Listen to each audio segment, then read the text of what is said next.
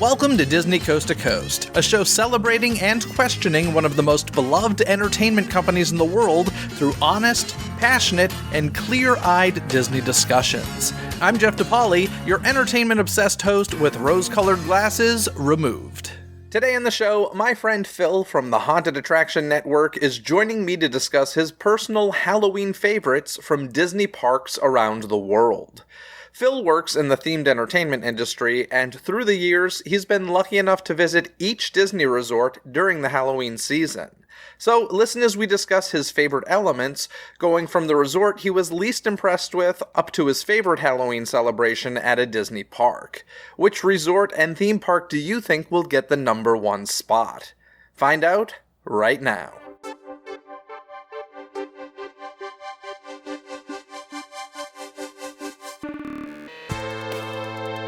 It's time to dive into today's Disney dialogue.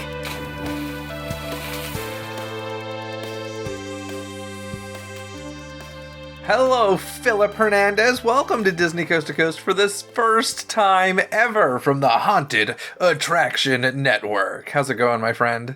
Oh my gosh, I am so delighted to be here with my favorite podcast host.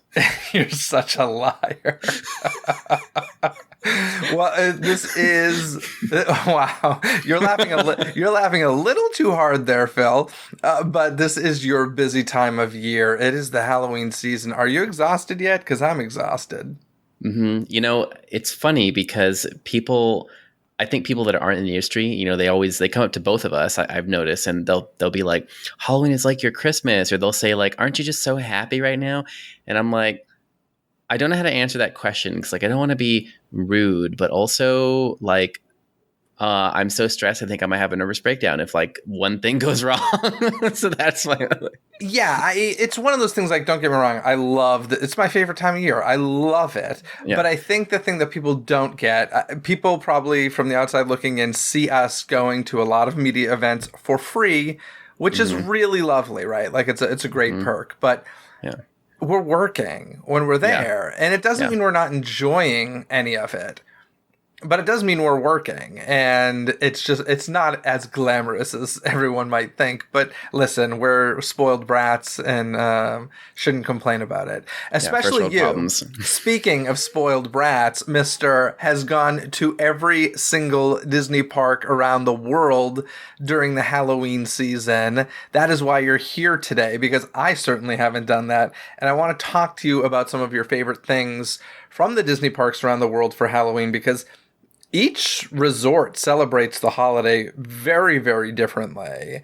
And I kind of want to do this in an order of preference. We're going to start with your least favorite to your favorite. And where does this start for you?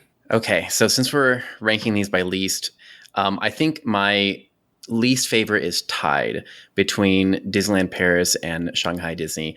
I'm just going to kick Shanghai to the bottom. So we'll start with Shanghai Disney.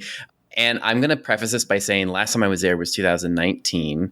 Yes, I should say this is not like everything you've done this year. Over the years, you've gone to the different resorts. So, you know, things change, things update. And exactly. So just keep that in mind. But still, I think interesting, and they all have a general feel. Yes. Now Shanghai has added a few elements to their Halloween since I have gone. So I'm going to just preface all that. You know, I looked at the Donald Cavalcade. It looks like I would have enjoyed that kind of thing. But when I was there, it was mainly decoration, and it wasn't very much decoration. And they did a few activations with the pirates. So I'm going to say, I think the call out thing for me for that resort would be the decor and the live pirates that come out into the cove and kind of talk with guests. That happens just all day, just normal day. That's what I experienced, and I enjoyed that. And you have to keep in mind too that Halloween is very different in mainland China, and that is we don't want to get into that. It's probably like 5 other podcasts and a book, but the short version is anything that is kind of Halloween, you know, it has to be approved, but you know, by the government. All content there has to be approved, basically. And so a lot of the stuff that is Halloween for us, like spirits and evil creatures and like zombies and all that stuff that they won't approve. So it's really more like realistic items like jack-o'-lanterns and pirates. Those are real things, so they kind of stay away from a lot of that unless it is like a specifically Chinese ghost story, of which there are a few. But that's so that it's a little different too, because it's not like they can do whatever they want. They can't do the same things as they do at the other resorts just because everything needs to get approved content-wise. So I'll give them a little bit of slack. So I'm like, Is that one of the resorts that doesn't have a haunted mansion? I can't remember, for that very reason. I know that at Hong Kong it is the Phantom Mystic Manor. Or Mystic Manor, yeah. Phantom Manor is at Paris. Paris. Yeah, so I think Shanghai might have no haunted mansion, just like, or Tokyo has one, but it's in Fantasyland, because they're basically what you just said. It's a fantasy. Yeah. It's not real. I believe Shanghai doesn't have one, correct? I'm seeing only Shanghai Disneyland does not have a haunted mansion type ride. Okay. It just doesn't have one. Yeah. Yeah, so for that reason. So they are leaning into the pumpkins and pirates, it sounds like. Yeah. And the real items, yeah. And so you'll still see that I call it the basic decor package that we see that started over here on the West Coast, right, where the main street is always kind of decked out in the same way, and that is a commonality. If there's ever a Main Street USA anywhere, or or a Main Street, Mickey Avenue, those are all. It's a general decor package of the same pumpkins that we see. Interestingly, also some of the same jack-o'-lanterns almost look the same as we will have here, so it's very. So I know that at Disneyland Park specifically, that's Main Street is mostly where the Halloween decor is. Yeah, it leaks into Frontierland a little bit and stuff. Is Shanghai the same way? It doesn't really go into the other lands so much? Correct. Mm-hmm. Okay. Cool. Yeah. All right, so that's at the bottom of the list. It was let's face it, when you went, it was 2 years old. It was still a baby park. So what did you say? What's the new thing they got? A Donald cavalcade or something? Mm-hmm. Yeah, they have. It looks like they're experimenting now with cavalcades and some characters and food, things like that. It really was not a thing that was played up at all. I mean, it was like I had to go hunt down. Like I was like, I see it. It was one of the things where I'm like, I have the English version of the map, which is not translated very good. And I think that these are the Halloween things, but I'm not sure. And I had to ask cast members, and they were also unsure because they were like, what is Halloween? And I'm like, yeah. Really? Right. So wait a sec. So Main Street couldn't have been decked out all that much. No. When I was there, it really was a couple minimal. jack-o'-lanterns. No giant Mickey pumpkin in Town Square or anything. No. All right. It was very minimal, and it seems like they are adding more in now. But that's, again, it's a baby park, and also, it's very different. It's a very different culture, specifically on mainland. You also said toward the bottom of your list was the Disneyland Paris Resort. Yeah. So now, Disneyland Paris Resort, it's interesting because I don't think we ever explained, but Halloween is like my beat, right? So I study Halloween in all of its different connotations, right? So it's just interesting because in Europe, it's still not as much. You would think it would be a really big scene, but really it's not as big by far as the US. And that's because, again, the cultural differences there.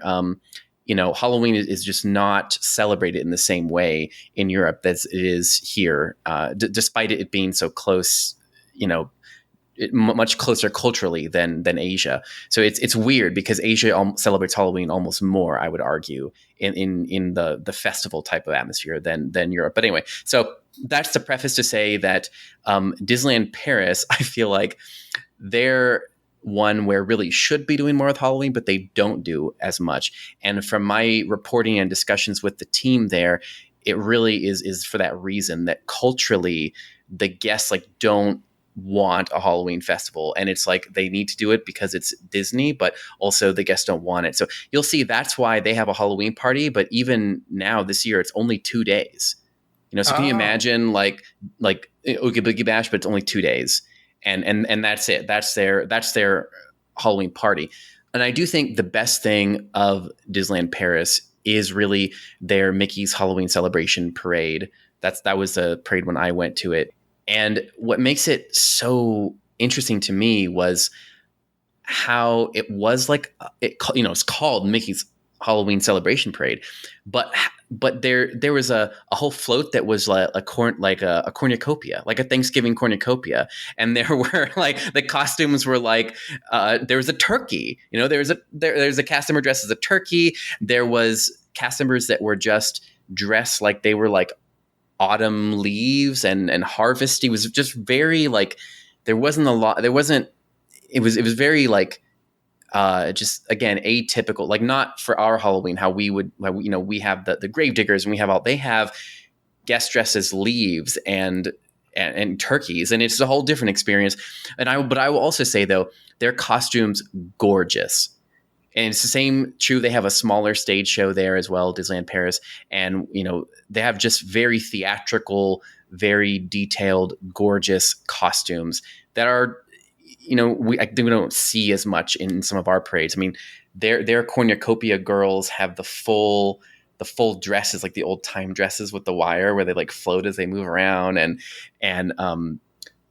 Yeah, their Ursula was just gorgeous. I mean, they had just really gorgeous, fantastic costumes, but also, one would argue not really Halloween, more like harvest celebration. Yes, it's very fall festival feeling, and it reminds me, I mean, there are a lot of people in the United States who aren't really into Halloween because of, they might consider it devil worship and such, religious groups.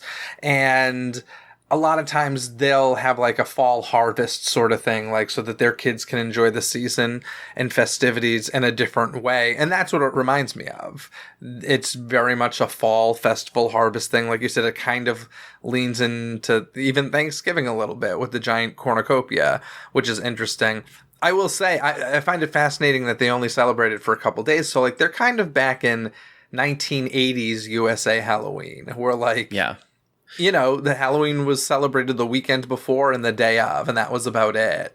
And it's funny because any friend or acquaintance I have overseas, no matter where they're from, they're always jealous of Halloween in the United States. Like, because they see it in pop culture, right? Like, they know that the movie Halloween exists, although it has different titles in different countries because they don't really know what Halloween is a lot of the time. And, just because they don't do it the way that we do doesn't mean they're not aware of it, and a lot of times they tend to be jealous of it and say, oh, we gotta come to the States for Halloween, and I'm always like, yes, you should, it's the best time of the year. So yeah.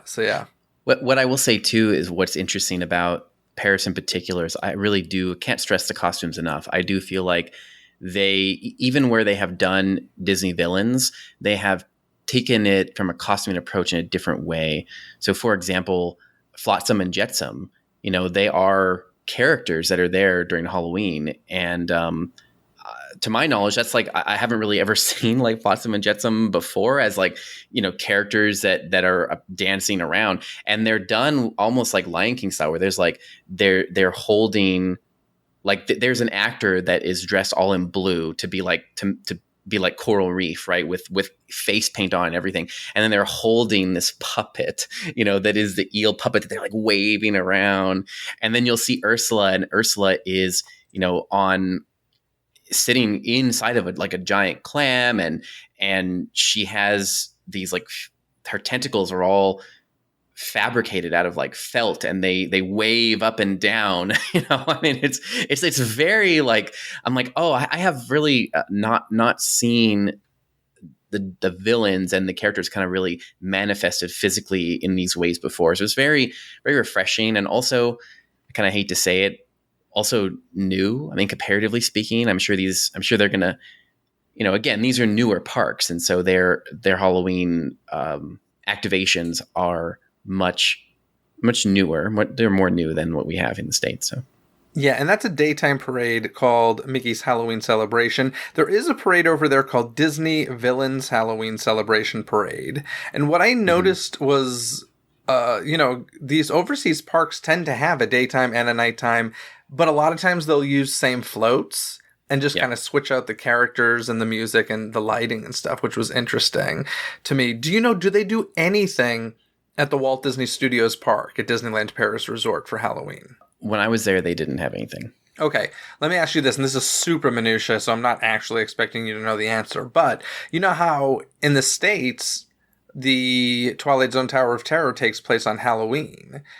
Do you happen to know whether or not the one in Walt Disney Studios Park does as well, or is that like a story change because they don't celebrate it so much over there? I'd be curious to know that. I bet you they might have removed that story aspect to it. That would be my guess. I don't know. I wouldn't be surprised, because when I met there, again, this is sort of true with all the parks, but when I met with the design team there,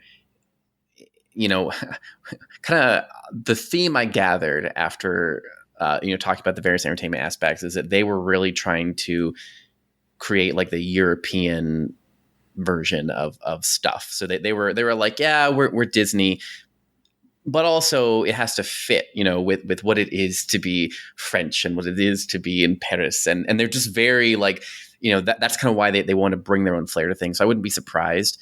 And you see that, of course, with the Phantom Manor there, which is gorgeous and incredible, but also very scary comparatively. I mean, you're going into a graveyard and there's actual, like undead creatures that are probably, it's very weird. It's like, this is totally out of left field. And then you have you go into the castle and you can see Maleficent like chained up, but she moves around and breathes like mist out at you. I mean, it's very like, there's just a lot of touches, little small touches that are just very interesting directions. Yeah, I love Phantom Manor so much. Oh my gosh. It's incredible. It's an incredible ride. Yeah. I know incredible. It's not Halloween specific, but of the mansions I've done, it's my favorite. I'm obsessed with Phantom Manor. So good. The music alone is incredible. I actually would agree with you. You say that as if that's surprising. Well, I mean, Mystic Manor, I count Mystic Manor as well. And Mystic Manor, is a trackless system. So it really, a lot of people like the trackless system in Mystic. Yeah, I think of Mystic Manor in the same way that I think of like Shanghai Disneyland's Pirates of the Caribbean. I'm like, yeah, they're in the same family, but those aren't the same rides. Like they're not, you can't really compare them. That's just kind of how I feel about it. But in any case, love Phantom Manor. Let's go next on your list. So there was Shanghai, then Disneyland Paris, then we've got Tokyo Disney Resort. Okay. To Tokyo now and we started as the least, so we're kind of like in the middle, I think, of from worst to best. And so Tokyo. So Tokyo, the Tokyo Disney Resort is comprised of Tokyo Disneyland and Tokyo Disneysea.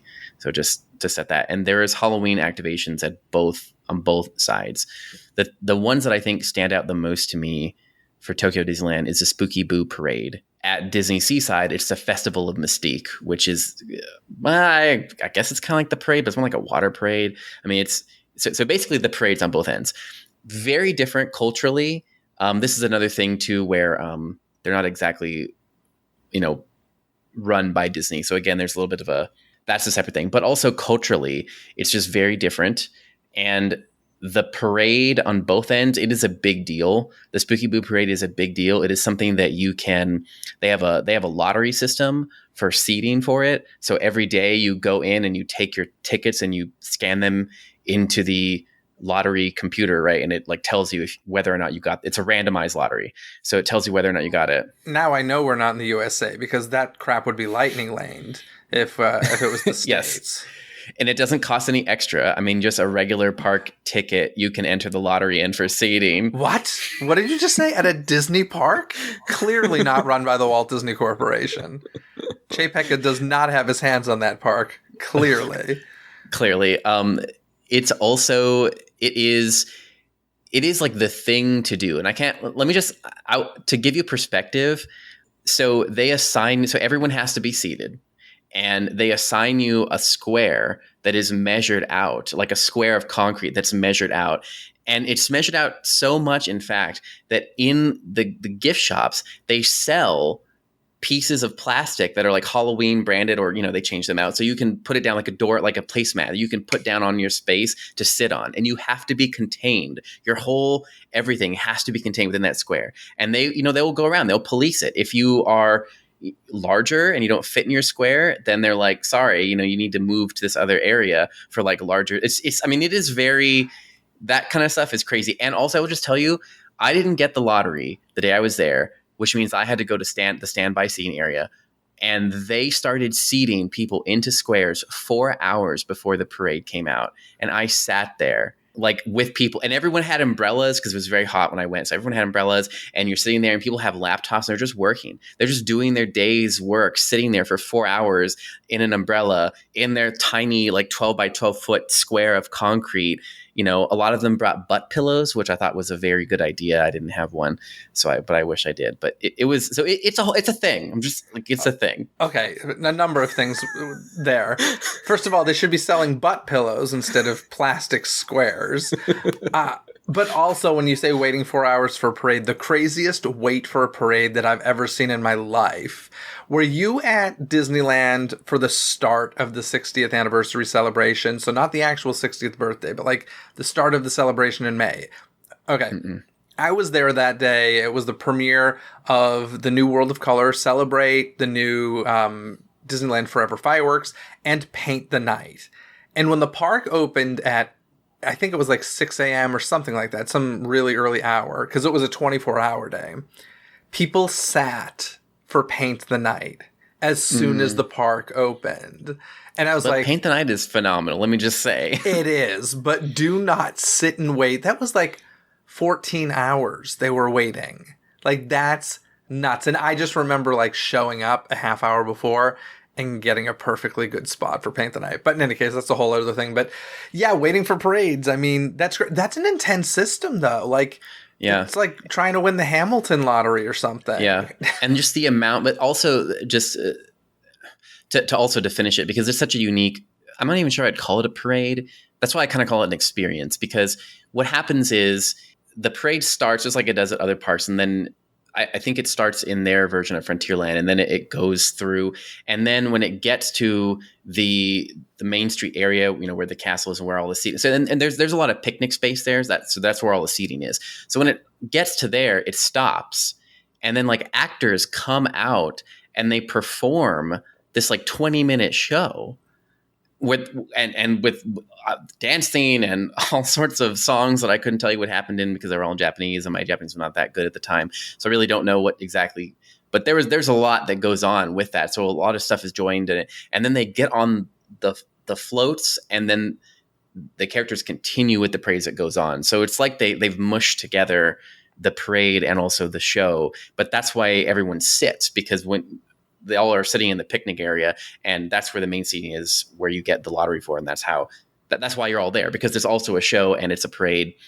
And also it is another one of those things where it's much more, again, this is a theme that you will see for a lot of reasons, but basically the stuff in Asia is much more like what you would expect. It's much more like Halloween that an American would recognize, rather than in Europe and you know, et cetera.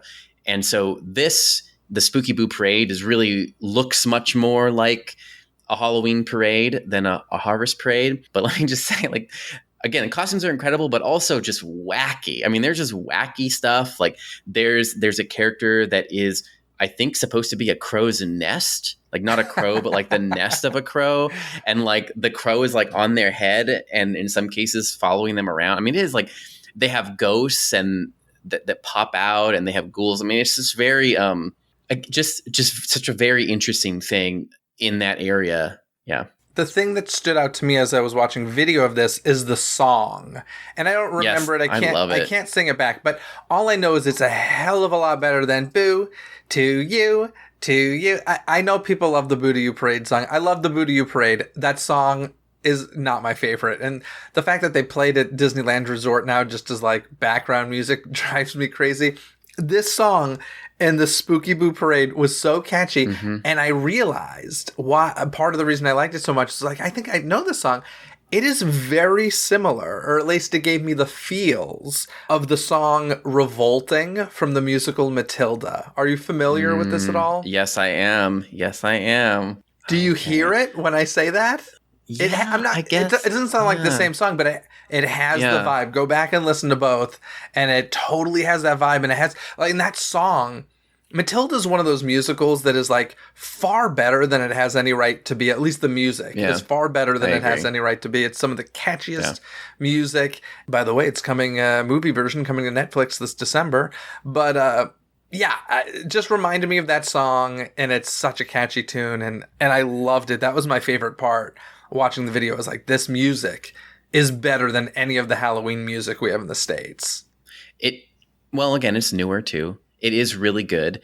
And to top all of this off, there's the kind of added things, little elements of the food game at Halloween in Tokyo is very high. And so Disney Tokyo, it's very high. They also, it's a cultural thing to, they're called omiyages, but you're supposed to, if you go somewhere, like you go to Tokyo Disney for Halloween, you're supposed to like bring your friends little like gifts. And so they have a whole shop dedicated to this. And for Halloween, they have a bunch of like very cute cookies, like for your coffee, that you can buy little gift boxes. And they have a lot of like really, really, really cute things that I feel like would sell well here, but really are kind of only probably going to be in Tokyo because of the culture. And then, of course, because it is Tokyo, again, to the cosplayers. Now, this is another thing that's very unique about this, is that the Tokyo Disney Resort, they encourage guests to come in costume every day. How long do they celebrate? Do they do September, October, or? So when I was there, it was only for the month plus a little bit, but I think it has been extended since then. And the guest costume game is like, it's on point. I mean, and the other thing about it is that people love the Spooky Boo Parade so much that cosplayers will come. They will hand make their own versions of the Spooky Boo of the costumes in the parade. And so you'll see, and then they'll go and they'll watch the parade. And so then afterwards, like regular other guests will like take pictures with the guests dressed as the parade. It's crazy. Now, do they dissuade that? Because here in the States, if something like, that's interesting. Here in the States, they encourage it. I've seen people definitely do that in the States. And what do they give you, a button or something that basically says, I am not a licensed character? They don't have any system for that. Wow. And in fact, when I was there, I actually was confused. A few of the people that I saw, I thought were part of the parade, and there was a meet and greet. And because there was a cast member there, and I thought that was the handler. It wasn't the handler. It's just so popular that there's cast members dedicated to forming lines for guests to take pictures with other guests. That is wild. All right. Because I was like, they were like, here's my cosplay Instagram. And I'm like, wait, you're a cosplayer? Like the whole time I was in line, I thought it was a character meet and greet. And no, they're just a cosplayer. And I was like, this is some kind of wild. But anyway, hopping over to Disneysea, it's very similar in terms of there's a lottery system and the whole mechanics are similar. And also the parade is similar, except it's on water. So you have water floats that come out and they circle the bay there in Tokyo Disneysea. And then at the halfway point, they stop and go up to stages. They dock at stages, and characters come out and dance on the stages, and then they get onto the ships and ride them out. And you said that one's called Festival of the Mystique. Is that correct? Festival of Mystique. Mm-hmm. Okay. There's another show that they do there called The Villain's World. I'm not sure if that was there when you were there, but this was cool because they had those things on the water that are like water propulsion. You know, it looks like somebody's on a surfboard, but the water is propelling them into the air like, I don't know, 50 feet or something. Like, it's pretty high. And there's a lot of that as part of the show, which is really, really cool. That's called The Villain's World. So, I mean, Tokyo Disneysea is just such a special park. Even just watching video of it, I'm like, that backdrop of the volcano and that Tower of Terror, it's just stunning and just unlike anything else. I mean, truly unlike anything else. So, yeah. So it's kind of cool that they're over there. They're celebrating in both parks. And same thing, you would say very classic Halloween, because that title, Festival of Mystique, doesn't feel super Halloween-y to me, but you're saying it's still classic pumpkins, ghosts sort of thing? So it's classic pumpkin ghosts over at the Disneyland side. The Disneysea side is a little bit more of the, I don't know how to, more like masquerade meets like sea witch thing. Paper faces on parade. Masquerade. That basically, that's right there. That's Festival Mystique. Can I just tell you, I've been listening to Phantom of the Opera every single day since the news that it's closing. I cannot get over this. That's a whole other podcast episode unrelated to Disney, but I just need you to know I cannot get over this. And you know this. You've been in my presence enough lately to know that I just break out into some Phantom of the Opera. So you're welcome for that, Phil. Well, of course. And it's sad, but, something about the state of where we are now with entertainment. Yeah, sad. Alrighty, so that's Tokyo. What comes after Tokyo for you? So we got 3 left. What comes after Tokyo? Next up for me is Walt Disney World Resort. Obviously, Mickey's Not So Scary Halloween Party. We're happy they came back this year. We're also surprised it came back this year. And of course, the Hocus Pocus villain Spelltacular stage show is, I think, the gem of that whole event. And I think I've often said this. I've said this since it premiered, and this is one of those shows where I'm actually happy they haven't changed the stage show out, even though sometimes they get grumpy that they don't refresh things. What's it been, like 6 or 7 years at this point? It's been a while. But it's still, I mean, listen, with Hocus Pocus 2 having just come out, I don't think the show's going anywhere anytime soon. I was simply curious, were they going to update it? Were we going to get, the witches are back as part of it or anything like that?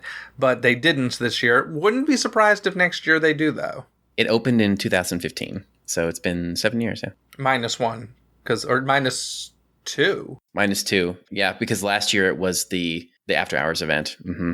But it is an incredible stage show. I mean, it's incredible. It also, one of my pet peeves is when people make stage shows for Halloween and they just kind of phone it in, and like writing wise, they're like, oh, Halloween, pumpkins, blah, blah. They just kind of like, but this show, it makes sense. Like, it makes sense. It has nods into the Disney history. It's also, I feel like it's very rewatchable.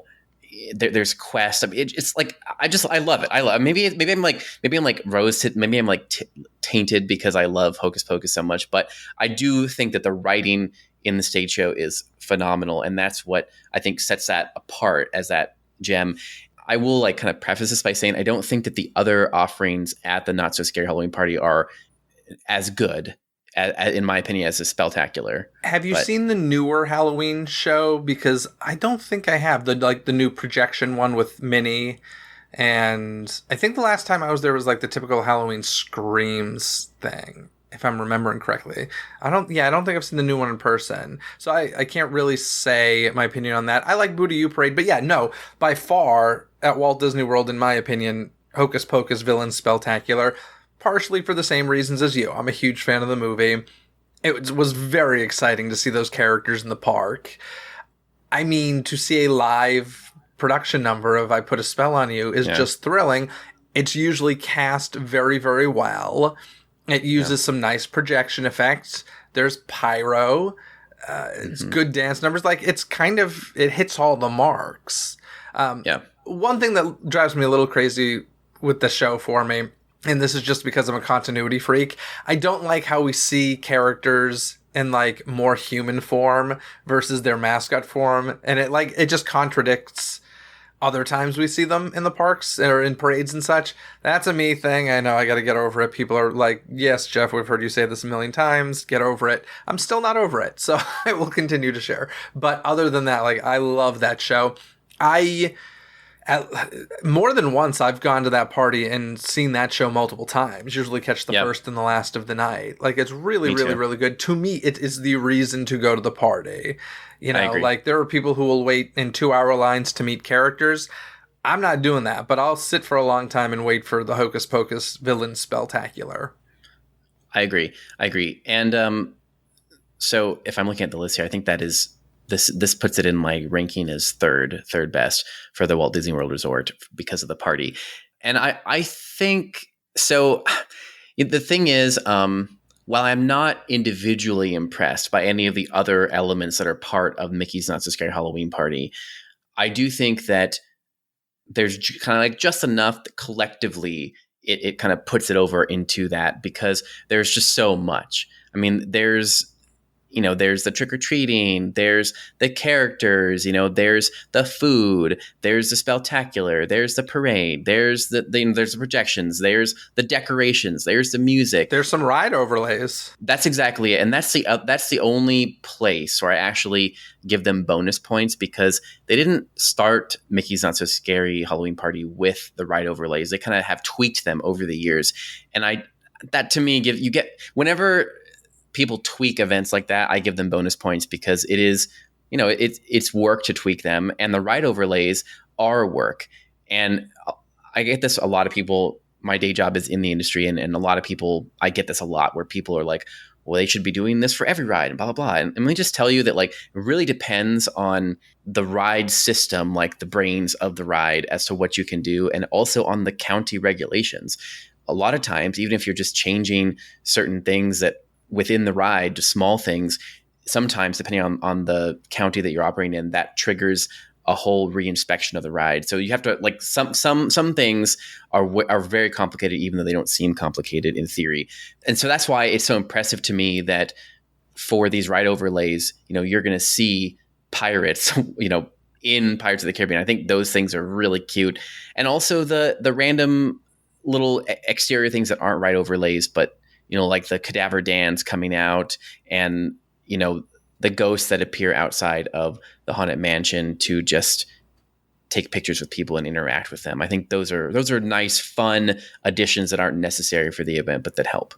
The thing that you were talking about, permits and such, does that affect them so much at Walt Disney World, or is that part of the reason why we get them there? I think that's part of the reason that we get them there, but that might change, with some of the stuff that's still up in the air right now. But those are the kind of things that that's why the home rule thing is so important, is for those types of things where, if you're going to add in characters that are going to be walking on that bridge while boats are going through, you need to, there's regulations, there's safety requirements, there's a lot of stuff you have to go through to prove that you can do that.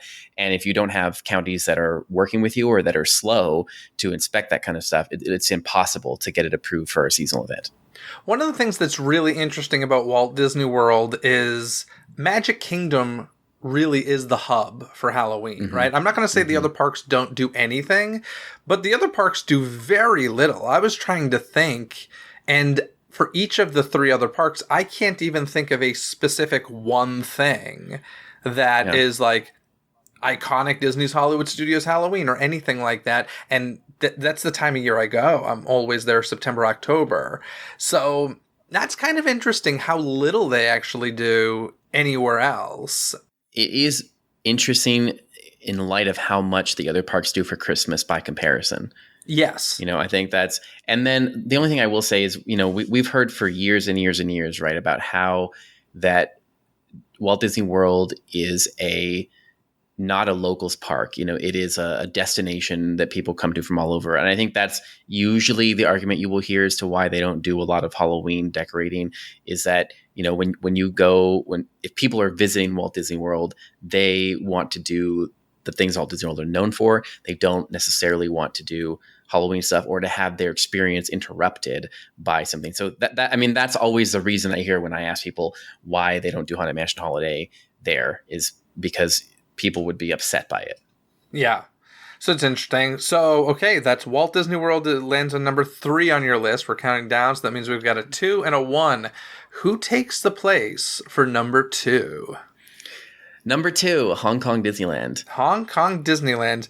This is super unique. It's so unique. It's so unique, and it's so unique and also fantastic in every way. I guess also it's fantastic because, it's a much, much smaller park, and it's still in that phase where this fall season is a shoulder season, right? So they're not reaching capacity every day, like we are here. So it's just pleasant. It's like how it was supposed to be, where you can go and you can get in lines. You don't have it's just you show up and you have a good time, and there's not a lot of the drama that comes with the other parks. I think that helps all these things. But in addition to that, there are very unique offerings there that, well, first of all, of course, the iconic offering is the Journey into Halloween Town, which is phenomenal.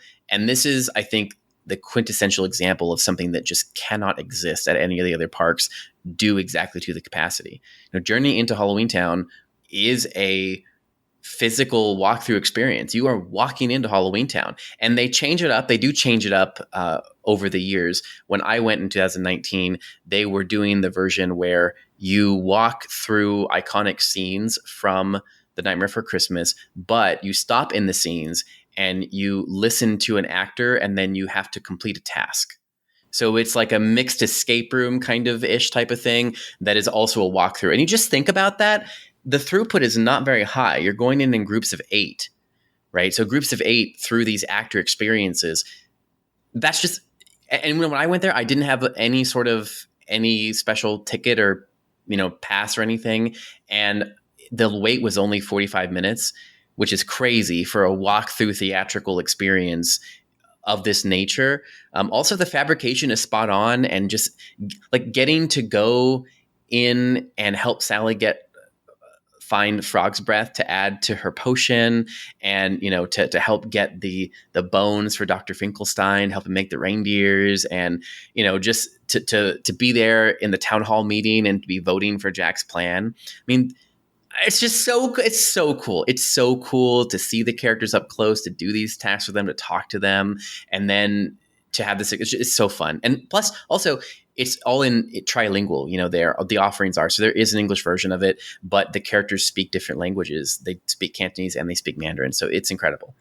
Yeah, I had forgotten that this existed until I saw it on your list, and then went and watched some video, and I was like, this is incredible. Like this. It is incredible. It's basically, I mean, I hate to use the term haunted house because it's not a haunted house, but it's that. I think that's what we in America think of with this sort of thing, that you walk into, you just walk through it, and yeah, it's really wild and super well done. And these characters that I feel like, especially like Oogie Boogie's in there, I don't know of many opportunities for like photo meet and greets with Oogie Boogie, and it seemed like that was part of this.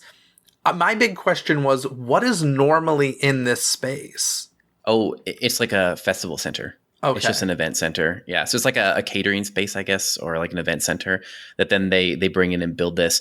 And it's interesting that you say it's like a haunted house, because do you know what the predecessor to this was? Was this the haunted, like the scary castle? It was an actual scary walkthrough. Hong Kong has a very interesting relationship with Halloween. And of course, Hong Kong Disneyland kind of launched with already a big competitor in the market. And so that was, from my reporting, having written a history of Halloween in Hong Kong, and articles on that, that's from my understanding from interviewing the people involved, that was why they thought they had to do something scary, was to compete really as a first year Halloween experience, and to compete with someone who was doing scary nearby. And of course, quickly they pivoted into making it something much more Disney, because it was off brand, to have something that was really like a haunt we would have here. I mean, a scary haunted attraction. Is this the park that used to have like the haunted house walks-throughs where it would be like Tim Burton's Alice in Wonderland, and you'd have like the Mad Hatter in an insane asylum and stuff like that? Yeah. Okay, so they don't do that anymore? No. So the park is pivoted to being really all on brand. Their Halloween event is I think very on brand, but still unique. I mean, the Journey into Halloween Town is still a physical walkthrough through Halloween Town, but it is all, you are helping them complete quests, and it's all happy and kid friendly. It's not scary at all. And also the characters have their integrity is maintained. They're not doing things that are like kind of outside the nature of the character, which I think was a big problem with the previous scary sides of it, is that those are things that characters wouldn't really ever do. So that was a big thing. The other big thing that no pun intended steals the show at this event is the Let's Get Wicked stage show, which I think I would argue is on the level of Hocus Pocus Villain Spelltacular, if not better. It was much more expensive, I can tell you that off the top. And it is, think of it kind of like Festival of the Lion King, but villains. So Let's Get Wicked is the name of the show, and it is a full show done in their theater there. And it really, to me, is created in the same style as Festival of the Lion King, where it's theater in the round. And like a sit down. Okay. Yes. You are brought in, you sit in areas, and Do you have plastic squares to measure?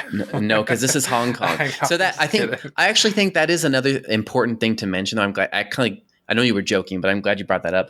Hong Kong is not really the same as mainland China, and it's very different from Japan. And also keep in mind that it was a colony. So actually the reason that they do these Halloween celebrations there is really not us. Actually, yes, us directly, because the first commercial event, the first commercial theme park Halloween event was designed by U.S. designers. And that was because they already had a history of European involvement and theme park involvement. So all this is leading me to say that that all this is part of the story, why there's even performers performing in English at Hong Kong Disneyland. I mean, this is all part of the larger picture of it, but it's an incredible show. It's an incredible show. You get to see numbers from Mother Gothel and Dr. Facilier. I mean, they hold dance numbers where they have shadows, and it's incredible.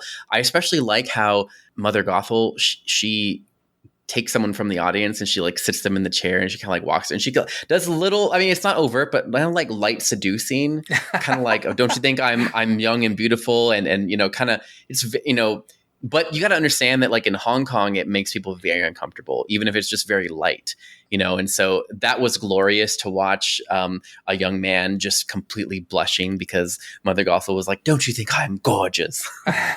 That's awesome. Well, okay, if Hong Kong's at number 2 on your list, that means the number 1 Disney Resort Halloween celebration for you goes to the Disneyland Resort. So it goes back to the OG Disney Resort, and more specifically, I believe for you, Disney California Adventure. Correct. The redheaded stepchild of the Disneyland Resort. Yeah. And of course, that's because of Oogie Boogie Bash, which we've talked about this, and we will talk about it more, I'm sure, this weekend. But it is an incredible event, kind of from A to Z, and it's an event that also continues growing and changing and evolving, and that's key. I look at that in any event that I report on. Are you learning? Are you adjusting? And how are you doing that? And I think that Oogie Boogie Bash it's a very unique, great event, but they also are evolving the event. And I think, honestly, and let me preface this, I think maybe if Hong Kong Disneyland were larger, I think they would actually take the first spot for me, because Let's Get Wicked is incredible, and Journey to Halloween Town is incredible, and the food is incredible, and the decor is incredible, and they have a stage show. I mean, they do a lot. They have a daytime parade. I mean, they do a lot.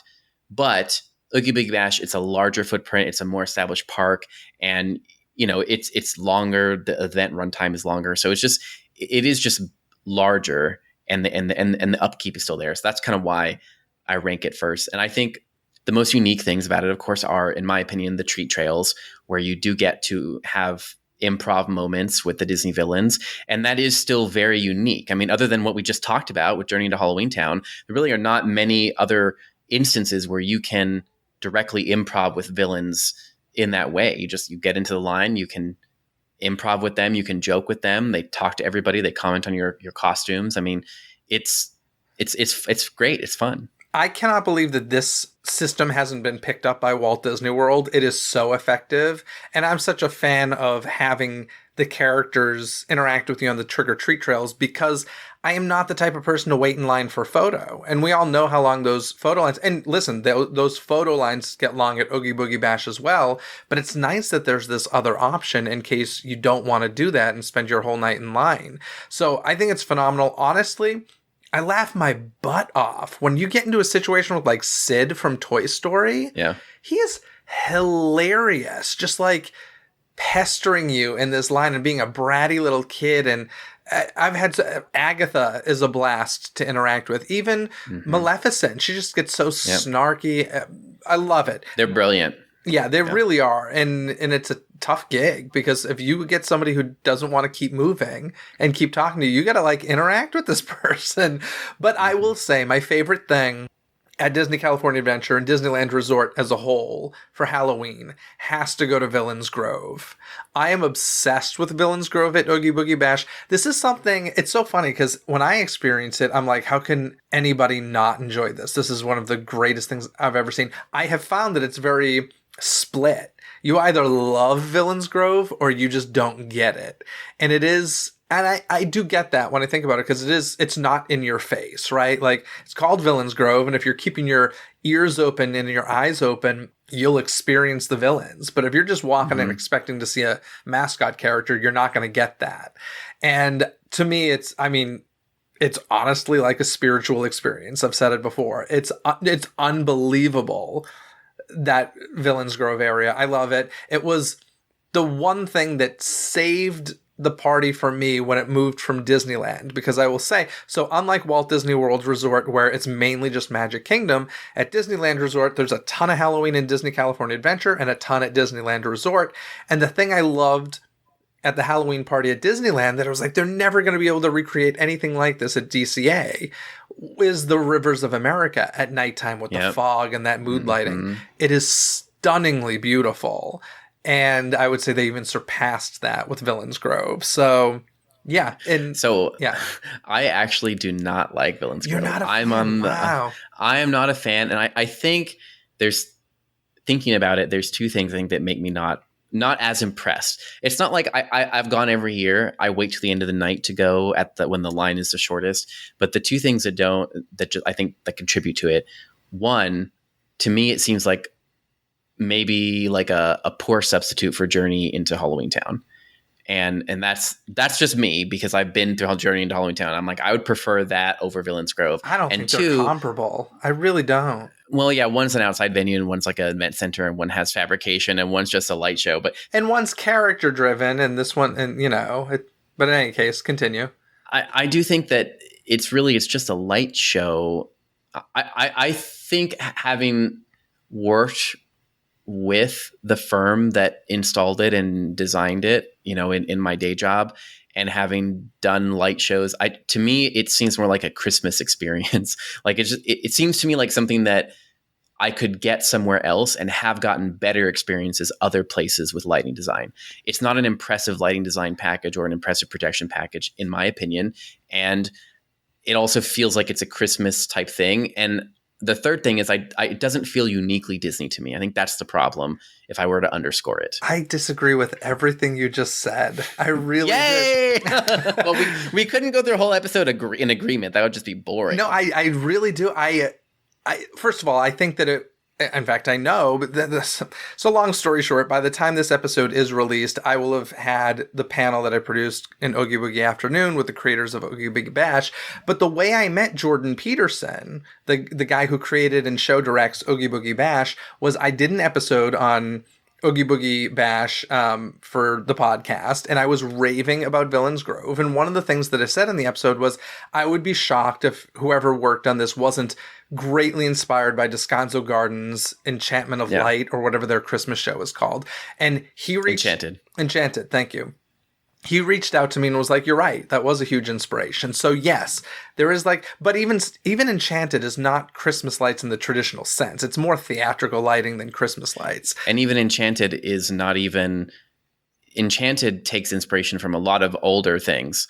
Yeah, like Illumination. I mean, I've done a whole series of articles on these types of light shows. And so I've studied them. And that's not to say I should be thankful to Villains Grove, because they use our fixtures. I mean, our stuff is in there. I mean, so it's great. I should be like, thank you for being a happy customer. I think listen, I think the mix of that lighting, the mix of the music, anytime you work Hellfire into...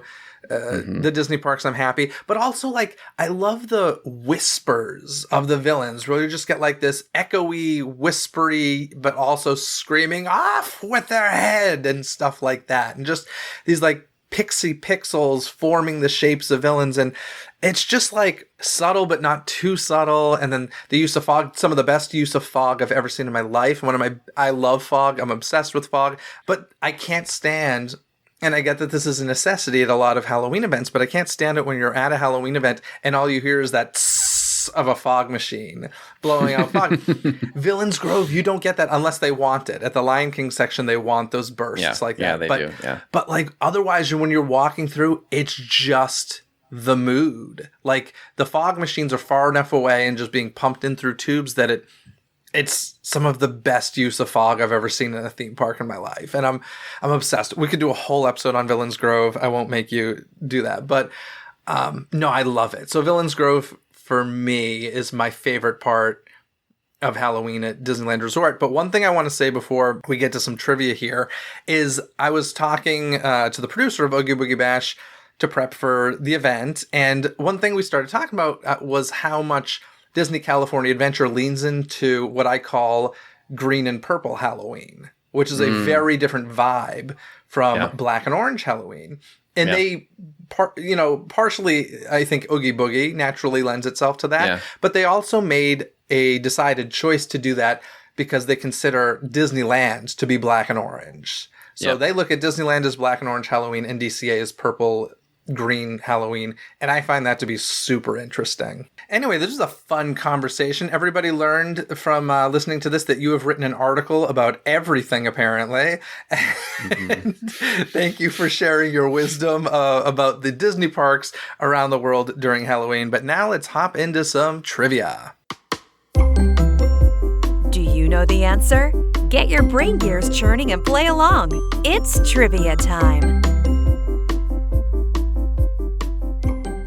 Alrighty, Phil, before we jump into trivia, I want to remind folks that if they happen to be fans of Universal Studios Halloween Horror Nights, they'll just love the scented candles and wax melts over at Souvenir Scents that smell just like the haunted houses. Candles like Halloween Horror, Scarecrow, Puppets and Dolls, Pumpkin Lord, and so much more are all available. And don't forget that DCTC listeners save 15% simply by using discount code DCTC when checking out. So click on the Souvenir Scents link in this episode's description to check out everything available, and don't forget to use discount code DCTC. Now, Phil, do you want to hit me with a trivia question first, or shall I hit you? You hit me first. Alrighty, well, I want to know, how much does the giant Mickey pumpkin weigh in Disneyland's Town Square? I should have foreseen this question because I feel like they talked about it on that TV special, like the holiday TV special where they show all the... So I don't know the answer. Take a guess. How much do you think it weighs? 15,000 pounds. 15,000 pounds. That's quite heavy. It's 3,400 pounds. Oh, really? Yeah. Oh, okay. And it's 12 feet tall and 14 feet wide ear to ear. But additional question. So if it weighs 3,400 pounds, does it weigh more or less than the largest pumpkin ever recorded? I feel like the fact that you're even asking the question would lend itself to be like... So I guess I'm going to go with less. It weighs less. It weighs more. Tuscan farmer Stefano Cutruppi grew the largest pumpkin ever recorded, weighing 2,707 pounds. So the Disneyland one weighs considerably more, but still, that's pretty huge for a real pumpkin. That's huge. My gosh. Alrighty, what's your trivia for me? Okay, I'm going to give you an easy one. In which year did Hong Kong Disneyland begin celebrating Halloween? That's not easy. I knew the minute you said it, I'm going to give you an easy one. It wasn't going to be easy. I'm going to guess 2006. Wow, you're right. Wow, you got it. Yes, I figured they wouldn't do it opening year. No, that was the year after. Yeah. So in Hong Kong, the two major parks with Ocean Park and Disneyland, and Ocean Park was there first, and they'd been celebrating Halloween since 2001, and so they were kind of known as the park that brought Halloween to Asia. It was this very large event, and so when Disney started in 2006, that was part of the reasoning behind waiting a little bit is, it had to be good enough to compete basically in that market. And I guess we talked about that kind of drove some of the decisions behind trying out these different tactics for how to differentiate themselves against an entrenched competitor with already a big Halloween name. So. Very cool. Very cool. Well, Phil, thank you so much for coming on the show. Is there anything, I already know the answer to this, but is there anything you want to plug before you get going here? If listeners would like, I also do a podcast, and right now we are doing daily episodes. We're counting down to Halloween with our 61-day Hauntathon, where we are visiting a different haunted house every day. And you can subscribe anywhere podcasts are found. You can search for the just Haunted Attraction Network, or you can go to our website at haunt.news. That's our podcast website, and all of our show links are there.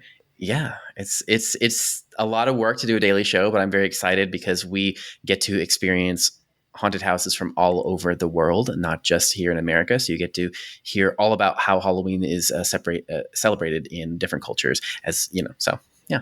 Excellent. Well, thank you so much, Phil. Really appreciate it.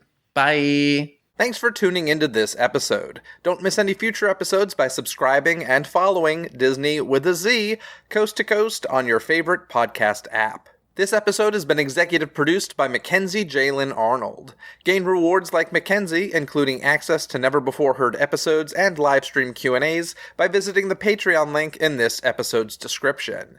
And don't forget that I'll be matching 100% of your first-month subscription to the New York Restoration Project for all new patrons joining this month, October of 2022.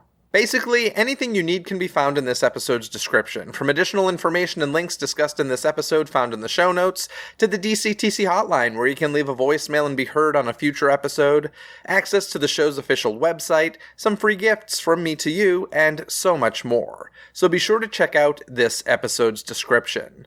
Other than that, folks, have a magical day. Bye! Thanks for listening to Disney Coast to Coast. Have a magical day. Disney Coast to Coast is produced and hosted by Jeff DePauli. Learn more about the podcast and become a supporter at DisneyCoastToCoast.com.